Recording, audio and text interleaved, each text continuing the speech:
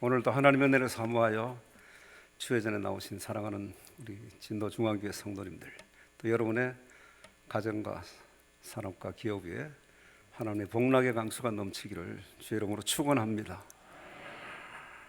찬양을 들으면서 이 교회 살아있구나, 은혜롭구나. 제가 우리 성가대가 찬양이 끝났는데 여러분 박수를 안 치더라고요. 우리 한번 성가대를 향해서 박수 한번.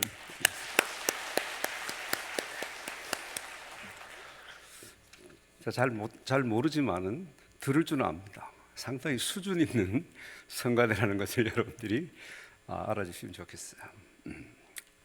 자, 우리 옆 사람하고도 한번 인사하겠습니다. 하나님 당신을 사랑하십니다. 네. 자, 옆 사람하고 눈 마주치셨죠? 네. 이렇게 인사하세요.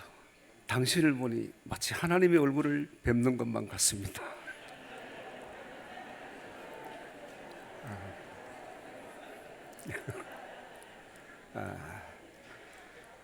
원래 한 절 더 하는데요, 마주보고 윙크를 싹 하면서 인사를 하는 거예요. 그럼 한쪽 눈으로 봐도 이렇게 예쁜데 두 눈 뜨고 보니까 더 아름다우시군요. 예. 오늘 정말 우리가 하나님께 드리는 예배, 아마 여러분 다 은혜를 갈망하며 나오신 줄로 믿습니다. 예배는 드림입니다. 우리가 우리의 마음을 드리고 정성을 드리고 물질을 드리고 우리의 시간을 드리고 우리의 남은 삶을 날마다 주님 앞에 드리는 거예요. 그리고 우리가 나와서 예배를 드릴 때마다 우리는 아버지 하나님, 그런데 사실은 아빠 나 여기 왔어요. 아빠 아버지 앞에 우리가 지금 나와서 오늘 예배를 드립니다. 이 예배의 목적은 내 삶의 주인 되신 하나님, 나의 구원자 되신 그 주님, 내가 사랑하는 때 있어서 내 삶의 이유가 되신 그 하나님을 만나고 또 새 힘을 얻기 위해 이 자리에 나오신 줄로 믿습니다. 오늘도 하나님께서 폭포수 같은 은혜를 저희들이 주실 줄로 믿습니다.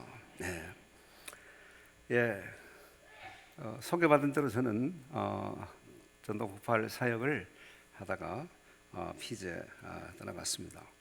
우선 제 소개를 잠깐 하겠습니다. 넘어갑니까 이게? 네. 아까 본문은 우리가 읽으셨고요. 저는 30년 동안 한국에서 전도 98 사역을 섬기면서 많은 목회자와 또 평신도 사역자들 또 선교사님들을 훈련도 하고 그렇게 행복한 시간을 보냈습니다. 그런데 어느 날 하나님께서 너는 왜 설교할 때마다 가서 제자 삼으라고 떠들면서 너는 왜 안 가니? 좀 열심히 하고 있잖아요. 너 간다 그랬잖아. 하나님께서요, 38년 전에 제가 평신도 신학하기 전에 제가 방글라데시 선교사로 가겠습니다 하고 하나님 앞에 서원한 적이 있습니다. 근데 그 이듬해 신학교를 가고 또 이렇게 사역하다 보니까 자꾸 선교 가는 거를 늦췄어요. 근데 하나님께서 열심히 사역하고 있는데 너 내려놔. 처음엔 그 말을 못 알아들었습니다. 사무엘아 사무엘아 하나님 부르는데 사무엘이 그 말을 못 알아들었잖아요. 저도 못 알아들었어요 처음에. 근데 너무 강력하게 하나님께서 말씀하시길래 제가 다 내려놨습니다. 그리고 하나님께서는 저보고 가라는 거예요. 가라. 그래서 제가 모든 것을 내려놨습니다. 내려놓는 순간부터 사실은 제게는 갑자기 길을 잃어버린 것 같고 제가 광야 한복판에 와 있는 것 같더라고요. 하나님께서 어떤 사역을 새롭게 하실 때는 꼭 광야로 우리를 보내실 것 같아요. 그래서 저는 제 삶의 후반전을 하나님 은혜를 주셔서 다시 한번 그리스도인의 후반전의 삶을 시니어 선교사로 하나님께서 저를 보내주셨습니다. 그래서 하와이 코나에 가서 하와이 코나에 열방대학이 있어요. 그 열방대학 가서 훈련을 받으면서 거기서 많은 은혜를 받았습니다. 어떤 은혜 받았냐면 내가 늘 교회 안에 있고 목회하고 또 전도 사역하고 했으니까 저는 내가 만약에 당자라면 집안에 있는 당자지, 이런 생각을 했어요. 근데 거기서 첫 주에 설교를 듣고 강의를 듣는데 내가 집을 나간 당자더라고요. 여러분, 교회 안에 있어도 얼마든지 집 나간 당자가 될 수 있습니다. 저는 거기서 많이 눈물을 흘렸어요. 은혜를 받았습니다. 이래서 하나님께서 나를 그냥 뽑아내시고 이것을 와서 훈련받게 하시고, 제가 배운 것은 다른 게 아니고 많은 게 있지만은요, 사역보다 중요한 것은 하나님과의 친밀함입니다. 사역을 바쁘게 하다 보니까 기도할 시간도 없는 거야. 성경 볼 시간도 없고, 설교를 하니까 성경을 보지. 아마 여러분들은 설교를 안 하시니까 모를지 모르지만요, 우리 김 목사님은 이해하십니다. 그런 하나님께서 그런 은혜를 주셨습니다. 내가 집 나간 당자구나. 그 당자의 아버지는요, 그 당자가 반드시 돌아올 것을 알고 계신 아버지십니다. 내가 돌아올 것을 알고 계셨어요. 그 은혜를 받고 제가 순종했습니다. 그래서 시니어 선교 한국에서 제가 훈련을 받고 파송을 받았습니다. 저희 가족을 잠깐 소개하면요, 저 우리 막내 아들 태어나고 돌 때 찍은 건데요, 제 옆에 제 아내가 있고요, 그 옆에는 39 먹은 우리 큰딸, 그리고 두 번째는 36 먹은 우리 둘째 딸, 그리고 제일 마지막에 우리 막내딸은 지난 2002년 월드컵 우리가 4강 됐을 때 2002년도에 태어난, 제가 47에 낳은 아이입니다. 그런데 엄마 품에 안겨있는 저 아이는 또 11년 터울로 막내 아들입니다. 제 아내는 하나밖에 없습니다. 하나님께서 허락하셨어요. 그래서 저는 늘 전도 훈련하면서 그랬어요. 전도를 못하겠냐? 그럼 애라도 많이 낳아라. 믿는 집에서 태어나면 자동적으로 그리스도인이 되는 겁니다. 하나님 자녀가 되는 거예요. 요즘 아이를 안 낳잖아요. 그래서 하나님께서 이렇게 다둥이 아빠로 저를 이렇게 세우셨습니다. 지금 선교를 갔는데 우리 막내 아들하고 집사람하고 저하고 이렇게 갔어요. 그 아들이 없었다면 아마 하루하루가 적막강산이었을 겁니다. 그런데 엄마는 아침마다 아이 도시락 싸고, 또 우리는 또 그 아들이 오면 또 같이 또 막 지내고, 사실 하루하루 행복하게 지내고 있습니다. 이제 짧은 시간이니까 제가 긴 말씀은 못 드리고요, 이제 그곳에 있었던 사역을 잠깐 말씀드리겠습니다. 피지 선교 사역인데, 피지가 어떤 곳인가 궁금해하시는 분이 많은데, 제가 지난 3년 동안 사역을 하면서 돌아본 결론은요, 선교는 하나님이 하시는 거예요. 하나님의 선교예요. 내가 뭘 준비해서 뭘 간 게 하나도 없어요. 특별히 저 같은 경우는 그렇습니다. 그래서 시편 46편 10절에 너희는 가만히 있어 내가 하나님됨을 알지어다. 내가 문나라 중에서 높임을 받으리라. 내가 세계 중에서 높임을 받으리라. 하나님 저를 통해서 높임을 받으시겠대요. 근데 정말 가보니까 다 처음부터 끝까지 다 하나님이 하셨습니다. 제가 그 짧은 시간에 훈련을 받고 비자를 받고 나가는 그 모든 일들이 다 순탄하고 순적하게 하나님께서 해결해 주셨습니다. 그래서 제가 이제 남태평양에 갔는데요, 남태평양 그 한가운데 피지가 있습니다. 호주와 뉴질랜드 위에 있어요. 면적은 경상북도만한 크기고요. 피지의 인구는 피지인과 인도인 두 부족이 크게 살고 있습니다. 45% 피지인과 인도인이 있고요. 그리고 기타 소수부족이 있습니다. 저분들이 피지언들이에요. 아주 행복해 보이죠. 바다에서 고기 잡고, 또 이제 땅에 오면 이게 뭐 카사바라고 우리나라 고구마하고 비슷합니다. 그냥 줄기 꺾어서 그냥 심으면 그냥 납니다. 또 하늘 보면 코코넛이 열려 있고요. 아주 행복 지수가 아주 높은 사람들입니다. 그런가 하면 저들과 같이 사는 인도인들이 있는데, 저들은 150년 전에 사탕수수를 재배하기 위해서 영국에서 이렇게 이렇게 노동 계약을 했지만 사실 거의 노예처럼 잡혀와서 살아온 그 후손들이 지금 같이 살고 있습니다. 피지는 태양이 가장 먼저 뜨는 나라입니다. 우리보다 3시간 먼저 가요. 제가 그냥 핸드폰으로 찍었는데 저게 아침, 낮에 또 저녁에 찍은 거예요. 너무 공기가 맑습니다. 미세먼지 제로입니다. 혹시 우리 어르신들 피지에 오셔서 이 맑은 공기를 쉬면서 저랑 같이 선교할 마음 없으신지? 네.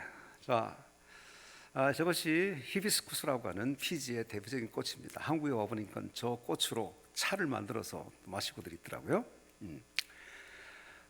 토요일마다 하는, 우리나라로 말하면 5일장입니다. 토요일마다 자기들 텃밭에서 갖고 왔던 그 여러 가지 채소들, 과일들을 갖고 와서 이렇게 팔고 또 자기들 또 다른 물건 사기도 하고, 저희들도 토요일 날 가서 싸게 사기도 하고 또 구경도 하고 그럽니다.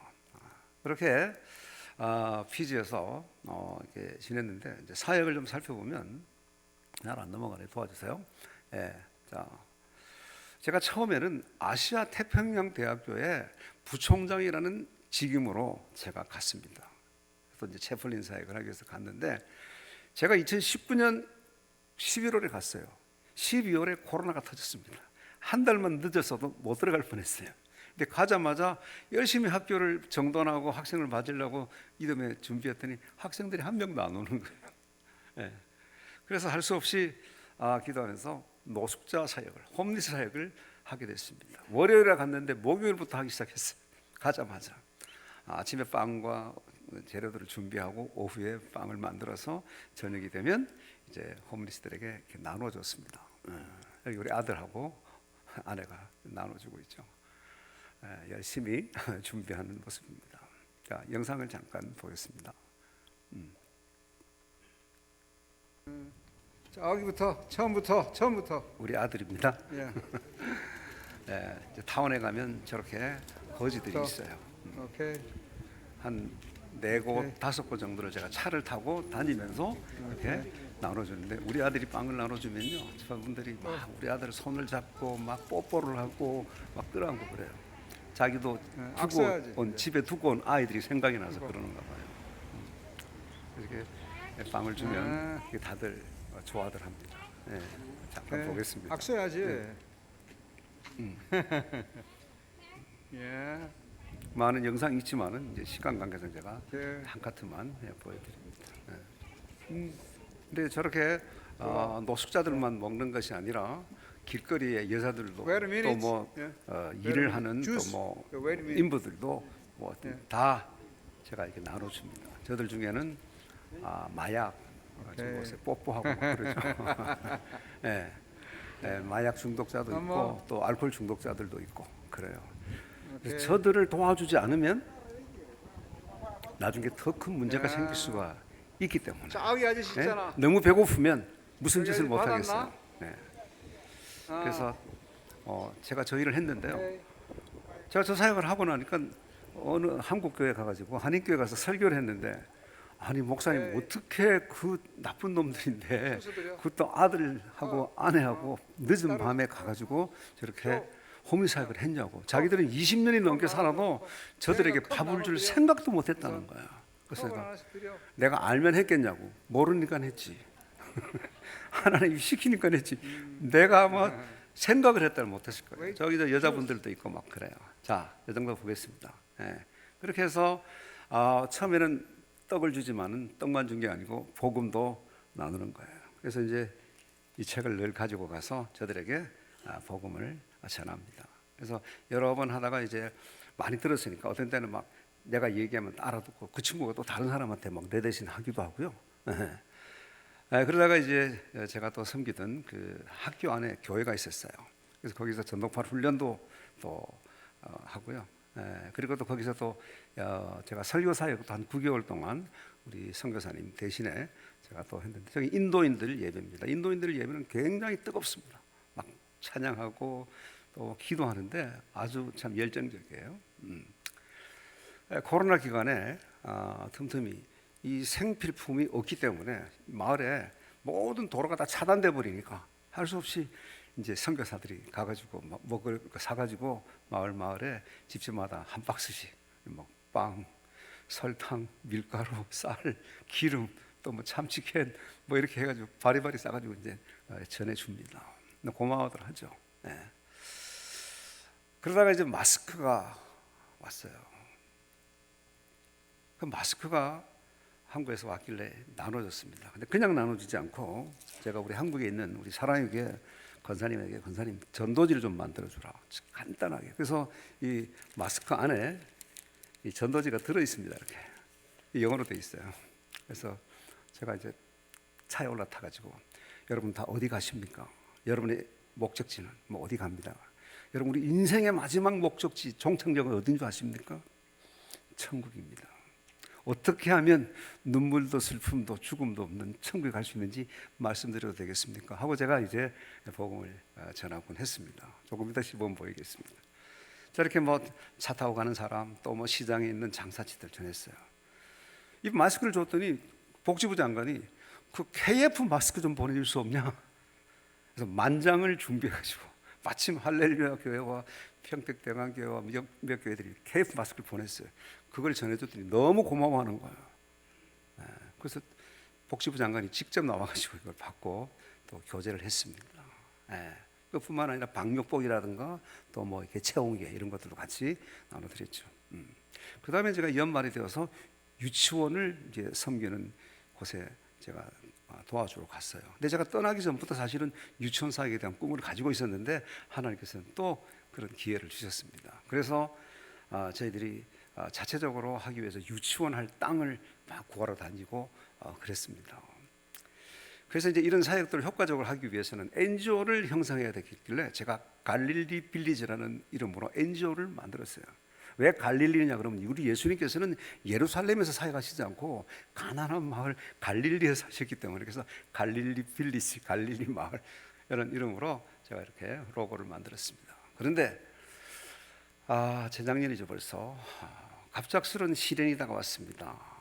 우리 막내딸이 몹시 마음이 우울하고 아빠랑 한 2년 이상 헤어져 있다 보니까 우울증이 와서 힘들어한다는 거예요. 그래서 그래 막 달래고 있는데 이틀 지났는데 미국에 가서 살고 있는 우리 딸이 갑자기 교통사고로 죽었다는 소식을 연거푸 받게 됩니다.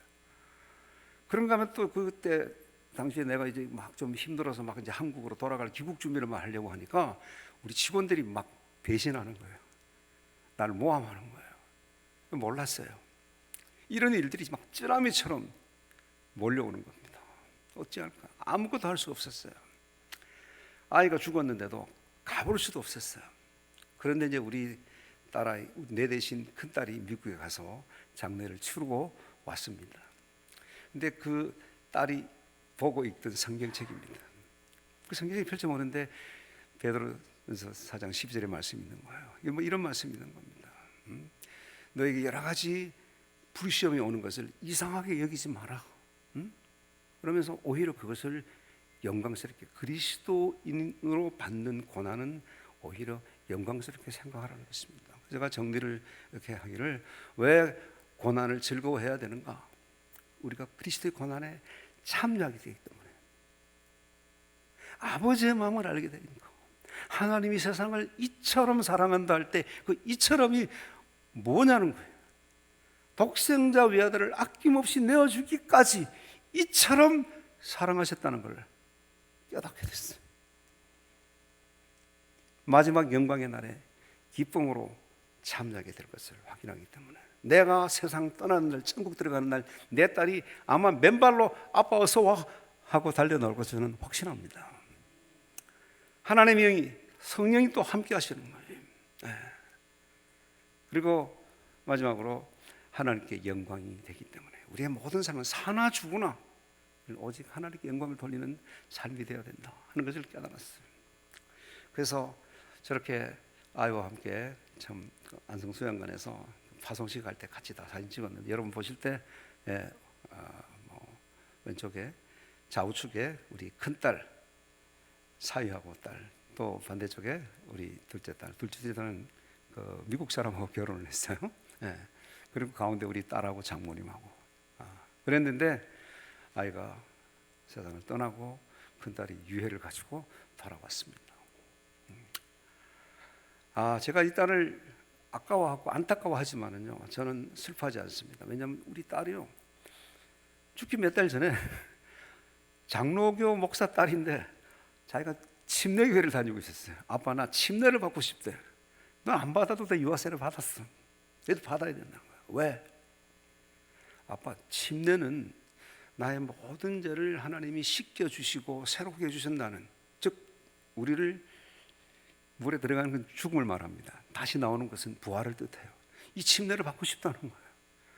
그래서 제가 그 교회 목사님한테 이런 사정이 있으니까 우리 딸아이를 위해서 침례를 좀 받게 해달라. 2월달 추운 겨울에 우리 딸아이 하나를 위해서 그 교회에서 침례를 집행을 했답니다. 여기 찍은 사진이에요. 저는 저 딸아이하고 많은 신앙적인 교제를 했습니다. 제가 이 얘기를 하다 보니까 이놈이 과거하고 많이 달라졌어요. 전에는 좀 내 말도 좀 안 듣고 좀 그랬는데 보니까 성령 충만해졌더라고요. 거듭난 게 확실했어요. 그래서 저는 저 딸이 확실히 천국에 간 것을 압니다. 저는 부활을 믿습니다. 다윗의 고백입니다. 바세바가 낳은 아이가 그렇게 금식하고 기도했는데 하나님 데려갔잖아. 그때 다윗이 아들이 죽자 곧바로 일어납니다. 일어나서 저렇게 말해요. 지금은 죽었으니 내가 어찌 금식하랴? 내게 다시 돌아올 수 있게 할 수 있냐? 할 수 없다. 그렇지만 나는 그에게로 이 다음에 가겠지만 그는 내게로 돌아올 수 없다는 것이죠.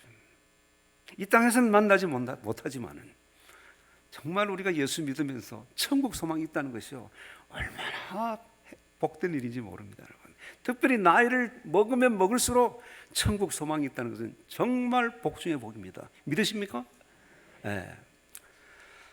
우리 딸아이를 봉안옥에다가 담아서 제가 피지도 가져가고 우리 집에도 이렇게 모셔놨습니다. 요즘은 봉안옥으로 이걸 뼈를 이렇게 1500득시로 하게 되면 여러분 사리 만드는 거 아시죠?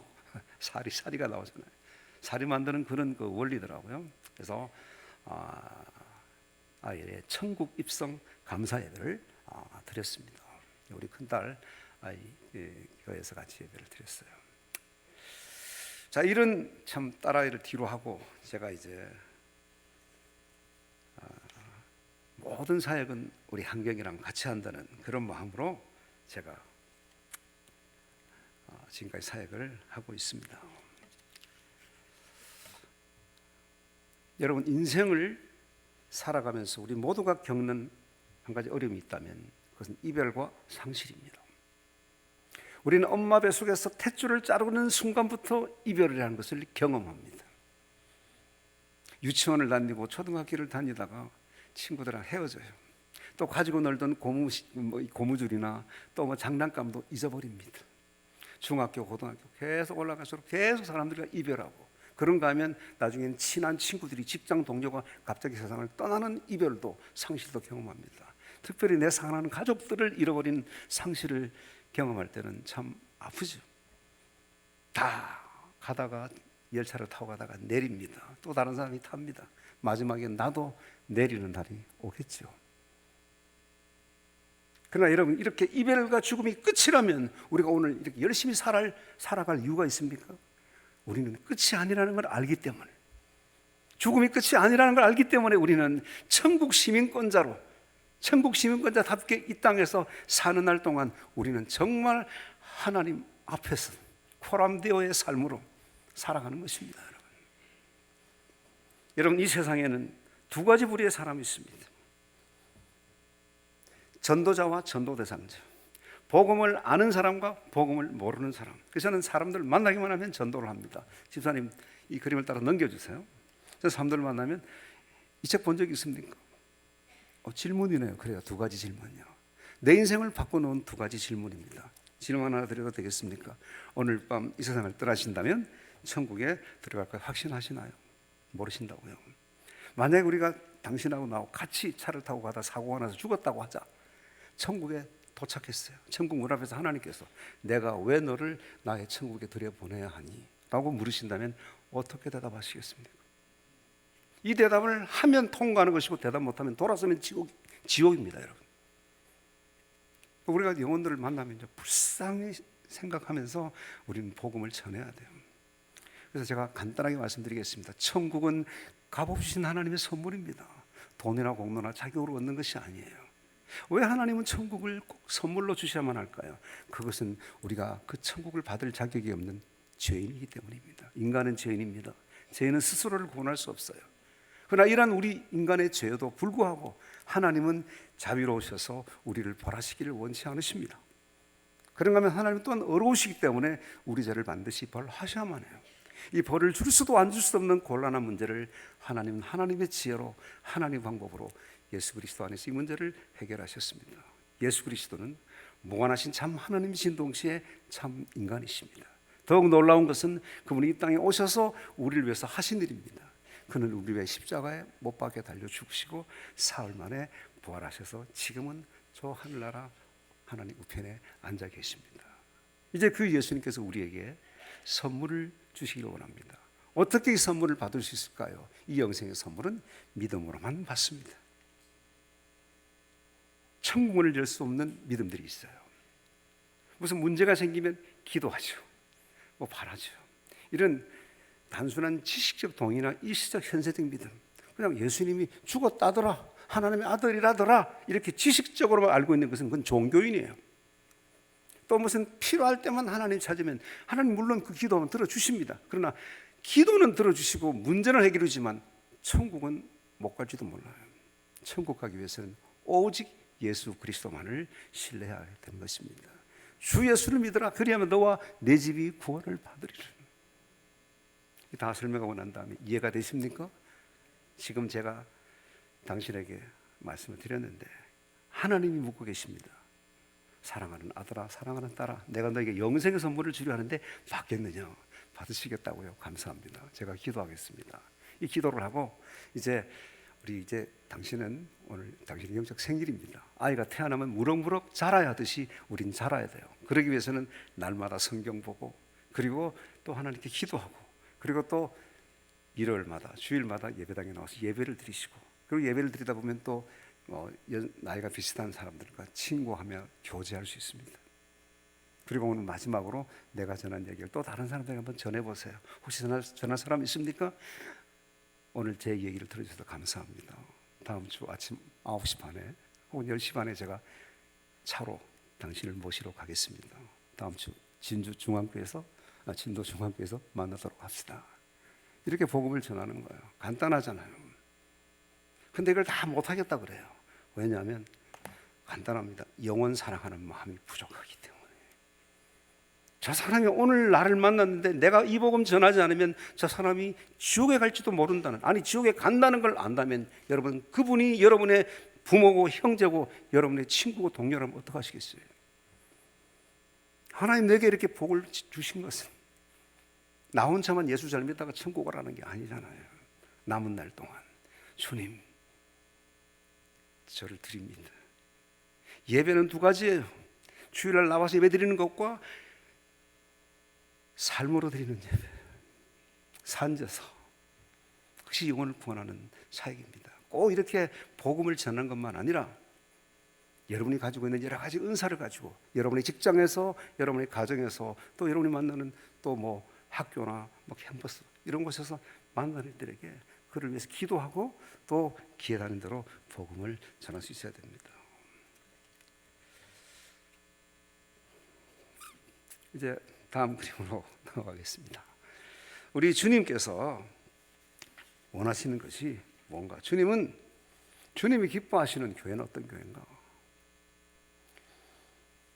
저는요, 교회는 무조건 재밌어야 된다고 생각해요. 재밌어야 교회 오는 거예요. 밥맛이 좋든지, 목사님 설교를 잘하든지, 성가대가 찬양을 너무 잘하든지, 어느 사람이 교회를 왔습니다. 기대와 갈망을 가지고 오는 사람도 있지만요, 목사 설교 빨리 안 끝나나? 축도 끝나기 전에 나가는 사람도 있어요. 네. 교회는 재밌어야 됩니다. 재밌다고 생각되는 사람은 예배 끝나고 나서 바로 가지 않아요. 차 한잔 마시면서 이런저런 얘기 주고받고 뭐 기도 제목도 나누고 막 그러잖아요. 이 처음 교회 나온 사람들은요, 우리보다 눈이 다 예민합니다. 그들은 다 와가지고 예배를 드리고는 예배 분위기가 참 좋네, 난 이런지 몰랐어, 그런가 하면 꽃꽂이가 참 수준 있네, 누가 했지? 이런 사람도 있고요. 화장실에 가보니까 청소를 깨끗하게 해놨네. 이런 소리 들으면요, 화장실 청소하던 우리 청소당원 집사님은 자기를 알아주는 거야. 이 하찮은 일을 하는데 아무도 칭찬 안 하는데 새로 나온 사람이 화장실이 참 깨끗하더라. 그냥 그동안에 고생한 게 싹 씻기는 거예요. 우리 목사님 설교가 귀에 쏙쏙 들어오더라. 근데 어떤 때는 나보고 하는 소리 같아 조금 부담도 되지만은 그래도 참 좋더라. 다음에 또 오고 싶다. 이게 좋은 교회예요. 이게 주님 원하시는 교회입니다. 성가대 성도들이 찬양하는 소리를 들으니까 너무 감동적이고 마음에 와닿고 뭔지 모르게 코끝이 찡하더라. 살아있는 예배, 성도들의 친절한 그런 태도들을 보면서 그들은요 다시 이곳으로 올 것입니다. 막 길거리에 나가서 소리치라는 게 아니에요, 여러분. 그냥 조용조용하게 우리의 삶으로 그냥 살아내는 것입니다, 여러분. 자, 이런 첫인상을 받고 가신 분들 다음 주에 올 거예요. 여러분, 전도란 억지로 예수 찬당 불신족 소리 지르는 게 아닙니다. 공격적으로 하지 마시고 이런 삶으로 예배로 우리는 그냥 자연스럽게 보여드리는 것입니다. 자, 한 가지 여러 주보를 이렇게 보잖아요. 저도 와서 주보를 봤어요. 이 안 믿는 사람들 주보를 딱 보면요, 이 교회 좋은 교회다 나쁜 교회다 금방 압니다.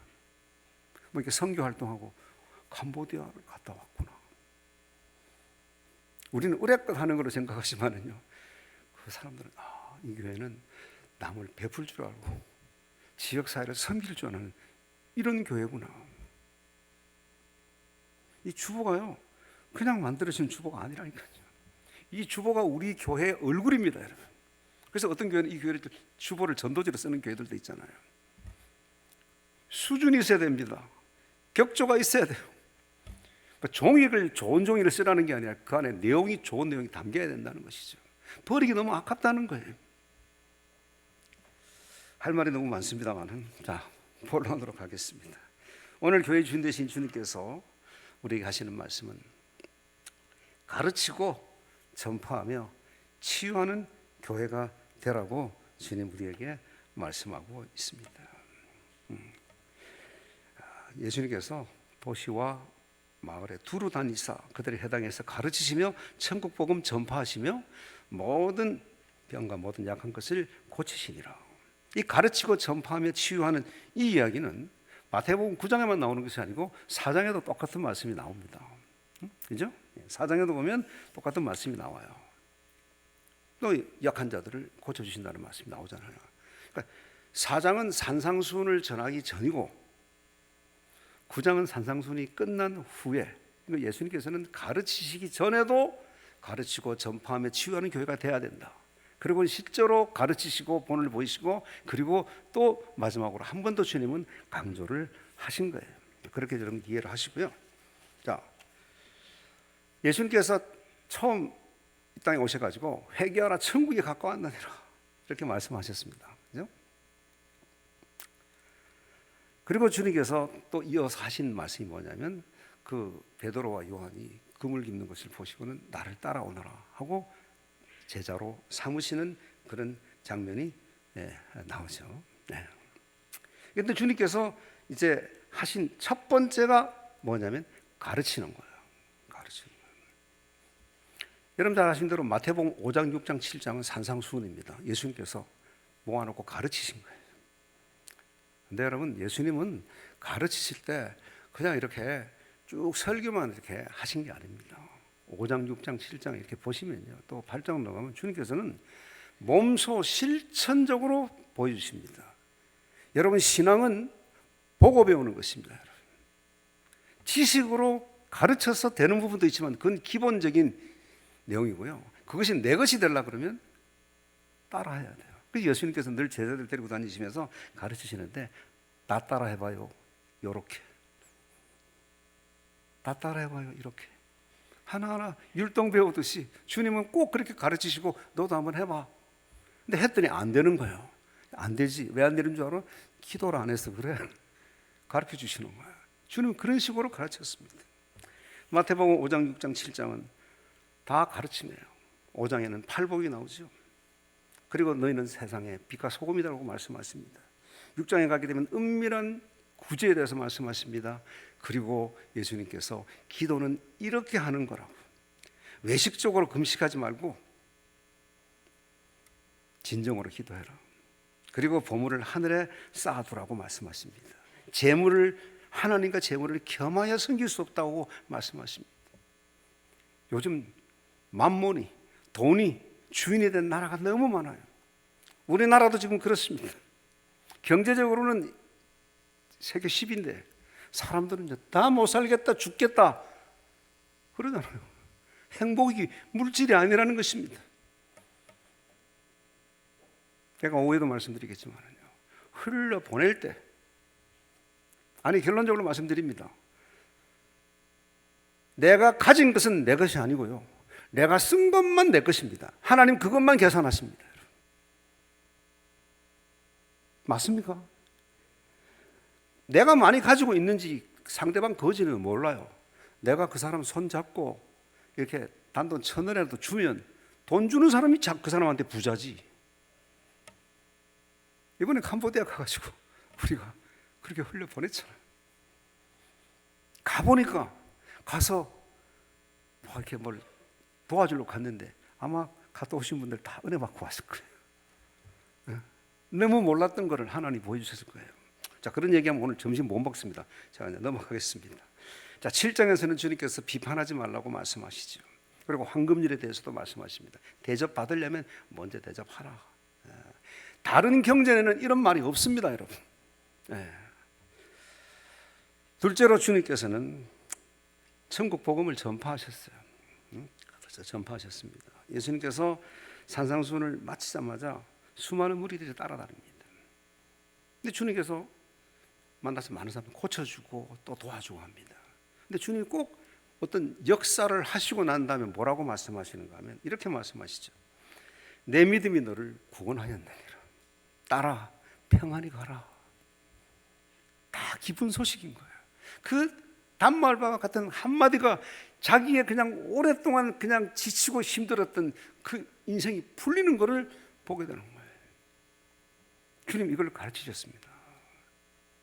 이게 복음이에요. 이걸 전파하는 겁니다.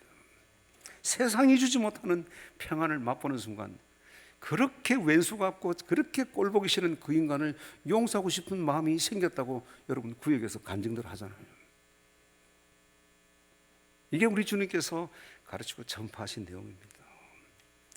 주님 얼마나 열심히 일하셨냐면 여우도 굴이 있고 공중에서도 거처가 있지만 인자는 머리 둘 곳 저처 없다. 이거 잘 안 넘어가니까 도와주십시오. 알아서 넘겨주십시오. 네. 자, 이런 많은 가르침들을 주님이 하셨어요. 주님은요 1분 1초도 그냥 시간을 헤프게 쓴 적이 없습니다. 얼마나 바쁘게 다니셨는지 몰라요. 나중에 제자들도 바쁘게 다니다 보니까 주님께서 제자들에게 얘들아 좀 건너가 쉬어라. 하도 많은 일을 하다 보니까 사람들이 왔다 갔다 하니까 먹고 마실 겨를이 없었다. 주님이 우리 보고도 좀 쉬라 그러십니다. 우리 주님이 그렇게 하나님이 이 땅에 보내신 목적대로 살아내셨습니다. 보고 배워야 돼요. 목사님이 하시는 거 보고요. 제가 오늘 아침에도 목사님하고 많은 얘기를 했습니다. 목사님 이제는 혼자 안 됩니다. 지난 10년 동안 당신이 사역해 왔던 그 모든 것들을 가지고 이제는 풀어내야 됩니다. 여기 시골이라고 지방이라고요. 부목사들 전도사들 잘 안 온대요. 그럼 이 교회를 계속해서 우리 김 목사님 혼자 해야 됩니까? 주님은 그렇게 안 하셨어요. 거지 같은 12제자들을 데리고 세상을 정복하는 데 성공하신 분입니다. 저는 여러분 다 평신도시잖아요. 뭐 목회자와 평신도 구분은 없습니다. 다 하나님의 자녀들이에요. 은사가 다를 뿐이죠. 이제는 목사님의 파트너가 되셔서 여러분이 가지고 있는 은사, 여러분이 가지고 있는 기술을, 여러분이 가지고 있는 재능과 물질과 이걸 가지고 교회 이름으로 목사님과 함께 어떻게 할 것인가. 이 일을 위해서 하나님께서 100년 전에 진도 중앙교회를 세우셨습니다. 역사가 100년이 흘러갔어요. 그게 사랑이 아니고 이제 우리 교회는 변해야 됩니다. 가르치고 전파하고 치유하는 그 주님이 가르치신 그 교회를 우리는 다시 만들어내야 돼요. 개혁, 변혁은 원형으로 돌아가는 것입니다. 성경으로 돌아가는 것입니다. 원래대로 돌아가는 거예요. 너무 많이 변질돼 버렸잖아 교회가. 이걸 말씀드리고 싶었던 겁니다. 주님은 세 번째로 치유와 이적을 행하셨습니다. 마태복음 9장에 보게 되면 뭐 계속해서 나병 환자 고치고 중풍 환자 고치고 백인 뭐 백준의 백부장의 하인을 고치고 계속 그렇습니다. 심지어는 뭐 요동치는 바닷물도 잠잠케 하시고, 그걸 본 사람들은요 다 고백하는 거예요. 너희는 나를 누구라 하느냐? 주는 그리스도시요 살아계신 하나님의 아들인 것을 그들은 보고 알았던 거예요. 경험해보고 만져보고.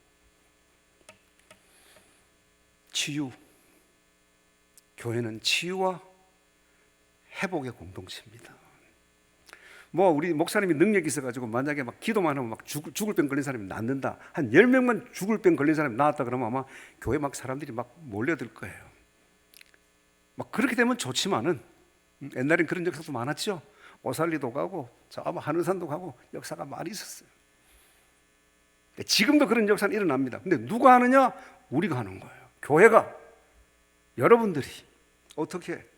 여러분이 이 구역에서 막 고부간의 갈등이나 남편하고 어떤 어려움이 있는데 그분에서 간절하게 기도해 주면 그 사람이 당신의 기도를 듣는 순간 내 가슴에 엉긴 이것이 풀어졌다고.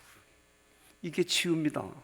이게 회복이고, 이런 게 있는 곳이 교회라 이 말입니다. 두세 사람이 내 이름으로 모인 곳에 내가 그들 중에 함께 있겠다고 주님은 약속하셨어요. 가르치고 전파하며 치유하는 교회, 이 교회 공동체를 우리는 세워가야 합니다. 남의 눈치 볼 것 없어요. 다른 교회가 우리 교회 적이 아닙니다. 우리의 적은요 이 공중권세를 가진 마귀예요. 코로나로 교회가 절단날 뻔했잖아요. 또 막 우리 젊은 애들이 너무 똑똑하고 너무 아는 게 많고, 우린 K-팝이 자랑스러운데 사실은 그쪽으로 애들이 다 몰려가느라고 주일날 토요일날 예배당에 안 오잖아. 총신대 지금 학생들이, 신학생들이 지금 정원 미달이래요. 이게 지금 땅을 치고 통곡해야 될 일입니다.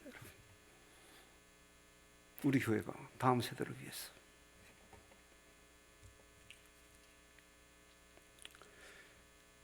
한 말씀만 더 드리면, 새 포도주는 새 부대에 넣어야 된다는 말씀이 있죠.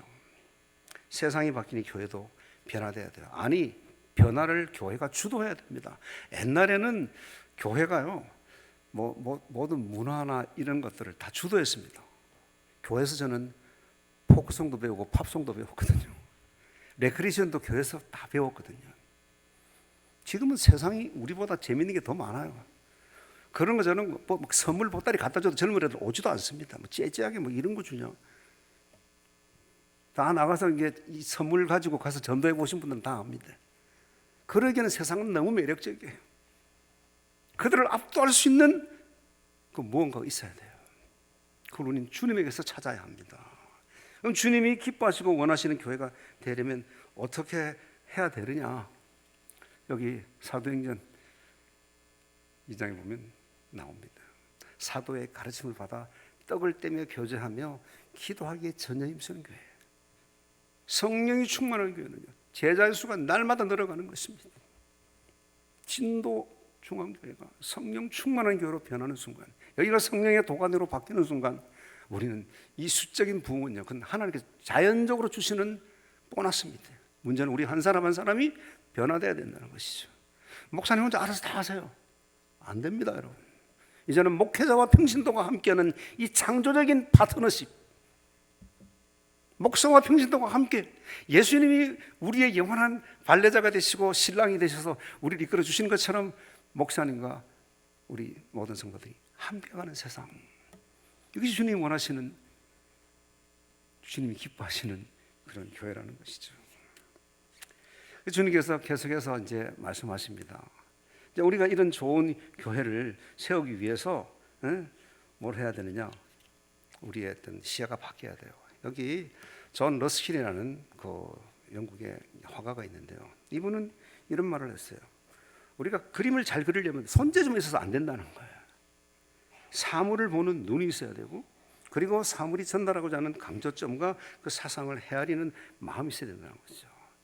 여러분, 그 미술 화가들이 그린 그림을 보면요, 멀리서 보면요 사진보다 더 진짜 같이 그린 그림들 보잖아요. 이게 가을 들녘에 막 이렇게 막 이제 황금 물결이 치는 그것을요, 아주 투박한 그 유화로 그림을 그렸는데 멀리서 보면 황금 물결이 넘실거리는 게 보여요. 근데 가까이 가서 보면요, 아주 투박한 막 색깔이에요. 어떻게 저 벼가 황금 물결을 이루고 있는 것을 어떻게 그 화가가 보냐는 거예요. 화가는 그걸 담고 싶은 거예요. 그걸 담아내고 싶은 겁니다. 그 다음에 손재주가 필요하다는 거예요. 맞습니다. 그래서 주님께서 우리에게 정말 주님이 원하시는 교회와 성도가 되려면 우리는 사람을 영적으로 바라보는 눈이 있어야 돼요. 어떻게? 무리들을 목자 없는 양같이 유리방황하고 있다는 것을 보고 불쌍히 여기는 눈이 있어야 된다는 것입니다. 우리가 만나면요, 나보다 더 아파트 큰 평수에 사는 사람도 있고, 나보다 가방끈이 더 긴 사람들도 있고, 내가 어떻게 저런 사람을 상대하나? 여러분, 가난한 자 같으나 우린 부유한 자입니다. 없는 것 같으나 다 가진 자들이에요.